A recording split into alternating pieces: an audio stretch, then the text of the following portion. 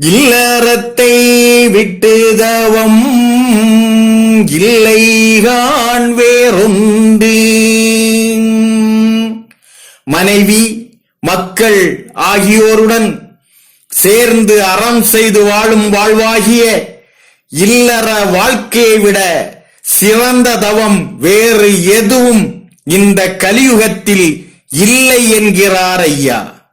திருமூலர் அருளியுள்ள திருமந்திரத்திலும் மனையுள் இருந்தவர் மாதவர் ஒப்பர் என்ற அற்புதமான பாடல் வரி அமைந்துள்ளது.